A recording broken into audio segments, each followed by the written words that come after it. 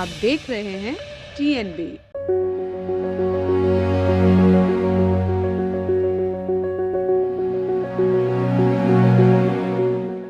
Rocking star Yash और Sanjay Dutt starrer film KGF chapter 2 जल्द आने वाली है। इस फिल्म के KGF और रॉकी भाई के उस पर राज की कहानी को दिखाया जाने वाला है।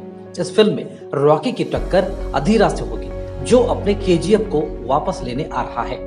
इस फिल्म का पहला पार्ट 2018 में रिलीज हुआ था और तभी से सीक्वल का इंतजार फैंस कर रहे हैं। ऐसे में हम आपको बताने जा रहे हैं कि KGF की असली कहानी है क्या। दरअसल KGF का पूरा नाम कोलार गोल्ड फील्ड्स है।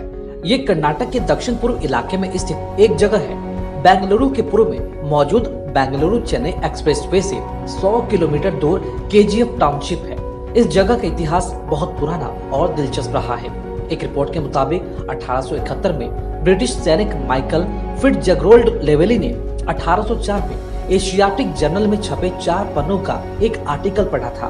उसमें कोलार में पाए जाने वाले सोने के बारे में बताया गया था। इस आर्टिकल को पढ़ने के बाद कोलार में लेवेली की दिलचस्पी बढ़ी थी। इस टॉपिक को पढ़ते हुए लेवेली के हाथों ब्रिटिश सरकार के लेफ्टिनेंट जॉन वॉरेन का एक आर्टिकल लगा। लेवेली को मिली जानकारी के अनुसार 1799 की श्रीरंगपट्टनम की लड़ाई में अंग्रेजों ने टीपू सुल्तान को मारने के बाद कोलार और उसके आसपास के इलाके पर अपना कब्जा जमा लिया था। उसके कुछ समय बाद अंग्रेजों ने यह जमीन मैसूर राज्य को दे दी। हालांकि कोलार की जमीन को सर्वे के लिए उन्होंने अपने पास ही रख लिया था। चोल साम्राज्य में लोग जमीन को हाथ से खोद कर ही सोना निकालते थे। वॉरेन ने सोने के बारे में उन्हें जानकारी देने वालों को इनाम देने की घोषणा की थी। उस घोषणा के कुछ दिन बाद एक बैलगाड़ी में कुछ गांव वाले वॉरेन के पास आए। उस बैलगाड़ी में कोलार इलाके की मिट्टी लगी हुई थी। गाँव वालों ने वॉरेन के सामने मिट्टी धोकर हटाई तो उसमें सोने के अंश पाए गए। वॉरेन ने फिर इसकी पड़ताल शुरू की तो उन्हें पता चला कि कोलार के लोगों के हाथ से खोदकर सोना निकालने की वजह से 56 किलो मिट्टी से जरा सा ही सोना निकल पाता है। ऐसे में उन्होंने सुझाया कि तकनीक की मदद से और भी सोना निकाला जा सकता है। बता दें कि सन 1804 से 1860 के बीच इस इलाके में काफी रिसर्च और सर्वे हुए, लेकिन अंग्रेजी सरकार को उससे कुछ नहीं मिला। इस रिसर्च के चलते कईयों को अपनी जान भी गंवानी पड़ी थी। उसके बाद वहाँ होने वाली खुदाई पर रोक लगा दी गई। 1871 में वॉरेन की रिपोर्ट पढ़कर लेवेली के मन में कोलार को लेकर दिलचस्पी जगी। लेवेली ने बैलगाड़ी में बैठकर बेंगलुरु से कोलार की 100 किलोमीटर की दूरी तय की।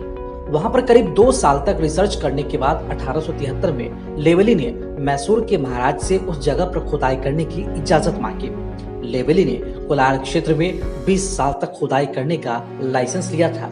उसके बाद सन 1875 में वहां काम की शुरुआत हुई। पहले कुछ सालों तक लेवेली का ज्यादातर समय पैसा जुटाने और लोगों को काम करने के लिए तैयार करने में निकला।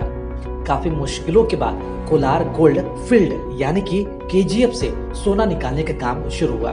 KGF के खानों में पहले रोशनी का इंतजाम मशालों और मिट्टी के तेल से जलने वाली लालटेन से होता था, लेकिन ये काफी नहीं था, इसलिए वहाँ बिजली का इस्तेमाल करने का निर्णय लिया गया। इस तरह KGF बिजली पाने वाला भारत का पहला शहर बना। कोलार गोल्ड फील्ड की बिजली की जरूरत पूरी करने के लिए वहां से 130 किलोमीटर दूर कावेरी बिजली केंद्र बनाया गया था। जापान के बाद यह एशिया का सबसे बड़ा प्लांट है। बिजली पहुंचने के बाद KGF में सोने की खुदाई बढ़ा दी गई। वहां तेजी से खुदाई करने के लिए कई मशीनों को काम में लगाया गया था।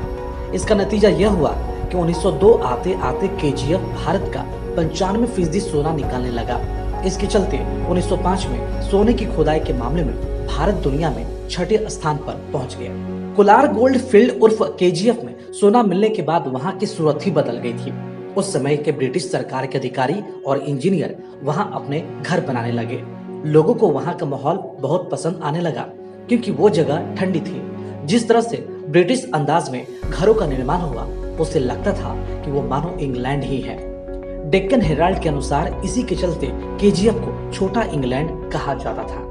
KGF की पानी की जरूरत पूरा करने के लिए ब्रिटिश सरकार ने पास में ही एक तालाब का निर्माण किया। वहां से KGF तक पानी की पाइपलाइन का इंतजाम किया गया। आगे चलकर वही तालाब KGF के आकर्षण का मुख्य केंद्र बन गया। ऐसे में लोग वहां घूमने जाने लगे थे। साथ ही सोने की खान के चलते आसपास के राज्यों से वहां मजदूर आकर काम करने लगे थे। साल 1930 के बाद इस जगह पर 30,000 मजदूर काम करते थे। देश को जब आजादी मिली तो भारत सरकार ने इस जगह को अपने कब्जे में ले लिया था। उसके करीब एक दशक बाद 1956 में इस खान का राष्ट्रीयकरण कर दिया गया। वहीं 1970 में भारत सरकार की Bharat gold mines limited company ने वहां पर काम करना शुरू किया। शुरुआती सफलता मिलने के बाद समय के साथ कंपनी का फायदा कम होता गया।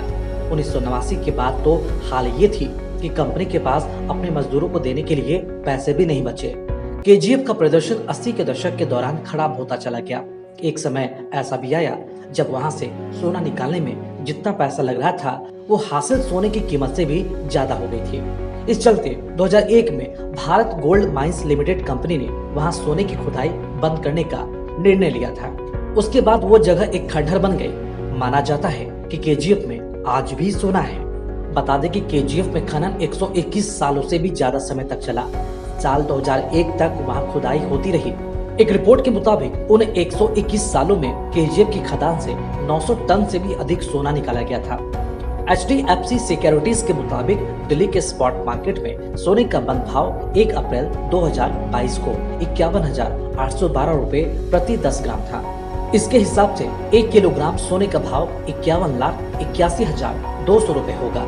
इस हिसाब से अंदाजा लगा सकते हैं कि 900 टन सोना आखिर कितने का होगा।